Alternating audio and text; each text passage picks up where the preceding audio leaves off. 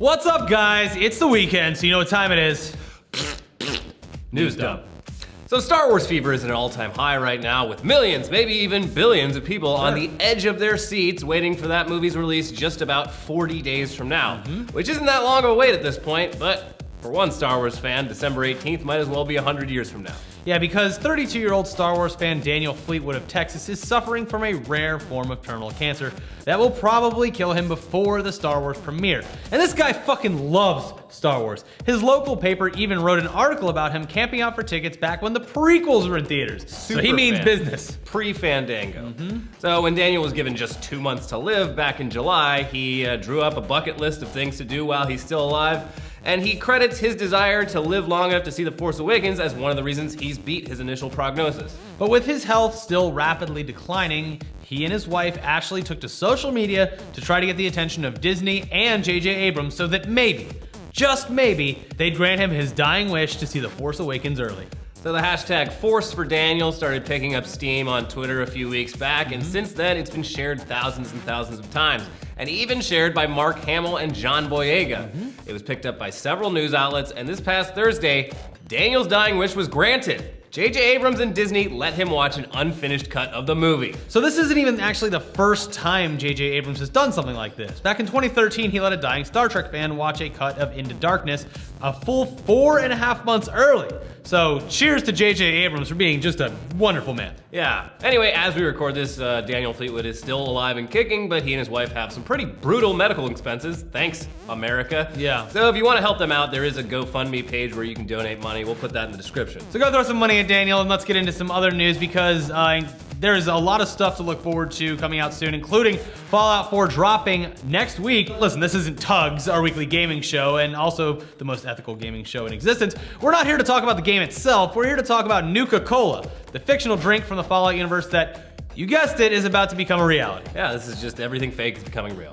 So Seattle-based soda company Jones Soda, who over the years has released all kinds of weird limited edition sodas, like they had a whole Thanksgiving line of sodas with like gravy. I just remember people used to submit pictures and they can get it on the... I think they still do that. Yeah, nice. Anyway, they've teamed up with Bethesda to create Nuka-Cola Quantum, a fluorescent blue concoction that'll be available exclusively at Target stores in North America on November 10th to coincide with the new game's release. Yeah, but if you're over in the UK and you're feeling super jealous, have no fear, because Carlsberg has teamed up with Bethesda to sell Fallout branded beer, which is way cooler than cola. Come on. Now this all comes at a price. A 12-pack costs £30, which comes out to 45 American dollars, and probably like 50 million dollar dues because the Australian dollar is crashing.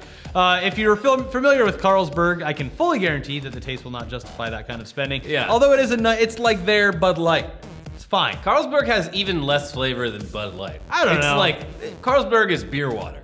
To each his own. It's a session ale. You're gonna want to buy this and put it on your shelf and never drink it. Sure. Basically. Same with the soda. It's a collectible. Exactly. I want to try that soda though, especially if well, they got it at Target. Keep it around just in case we get nuked or something. It's like, all right, I'm good. Yeah, well, side note to that, we learned in the news today that Target is apparently toying with the idea of letting you get drunk while you shop. That's great. Yeah, no, it's a road soda for your cart. That. You can just put a little bottle holder there, and you can apparently buy a beer at the beginning of the store and pay for it there. And that will never go wrong, especially on Black Friday. Oh yeah, no, because people were running through to get the deals, not the beer. Unless there's a bunch of alcoholics at the front door. Yeah. Anyways, speaking of large sums of cash, this past summer the movie Straight Outta Compton made a shitload of money at the box office, telling the true story of rap group NWA. And now NWA's former manager Jerry Heller, who was played by Paul Giamatti in the film, is suing pretty much everyone involved in the movie so he can get a piece of that action. That action. Yeah. Now, if you saw the movie, and it's likely you did because Made a lot of money. really well, you know that it didn't exactly portray Jerry Heller as a great guy, although it didn't really demonize him either. This is fair. Still, he's saying that his portrayal in the movie wasn't accurate and was unfairly negative, and he's suing NBC Universal, Legendary Pictures, director F. Gary Gray, Ice Cube, Dr. Dre, Eazy-E's estate, and more for defamation and copyright infringement. It said it made him hurt worse than the original diss track that Ice Cube made. Oh.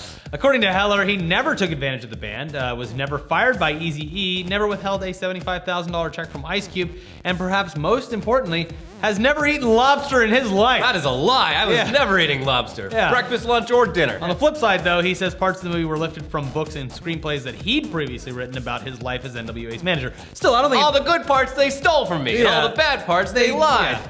I think that the movie gave him a fair shake. He seemed like he actually cared about them somewhat, in addition to lots of money, but that's what you do as a manager. Yeah, well, I mean, You're not doing it for free. They definitely portrayed him as being on Eazy-E's side and sort of trying to divide and So he conquer went them. where the money was. Well. He also told those cops to fucking beat it. Yeah. That was, I mean, he came off not Terrible. in the worst light. He had a lot of good scenes that showed him to be a nice guy. Yeah.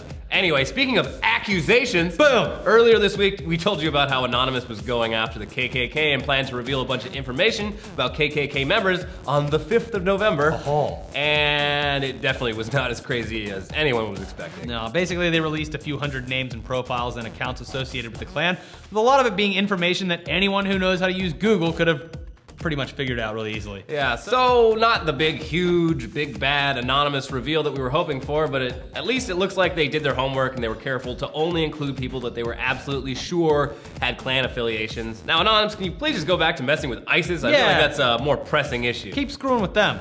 But let's move on over to Trailer Town because we got a trailer for a movie that looks incredible and it's called Anomalisa. It's a stop-motion animated film written and directed by Charlie Kaufman, the mind behind such movies as Being John Malkovich, Adaptation, Eternal Sunshine of the Spotless Mind, and Schenectady, New York. They're all beautifully bizarre and unique movies, and Anomalisa definitely looks like it'll fit right in with the rest of Kaufman's filmography. Details on the plot are very hard to come by, but the synopsis reads, Michael Stone, an author of books on the subject of customer service, struggles with his inability to connect with people. One night, while on a routine business trip, he meets a stranger who changes his worldview. Now, based on earlier reviews, it looks like it could be one of the best movies of 2015. On Rotten Tomatoes, it has a 100% positive score, and that's based on 33 reviews. Usually when movies have 100%, it's like 5 people reviewed it. It also has 98 out of 100 on Metacritic. We can't wait to see this for ourselves when it comes out December 30th. And probably later for the rest of the country. Exactly. It's not gonna be a wide release. But this guy's movies, man, like I don't know if I'd actually want to be him in real life, because this is like, most of his shit is really depressing. Yeah, but Adaptation is great because it's like autobiographical, but it's a complete work of fiction too. But the main character is Charlie Kaufman, played by Nicolas Cage. There you go. It's fucking great. I'm sure the broadest movie in this category would be Eternal Sunshine that most of these people would have seen. Even that one's like a fucking weird movie. No, that is like, it really tugs at your heartstrings and it messes with you all over the place.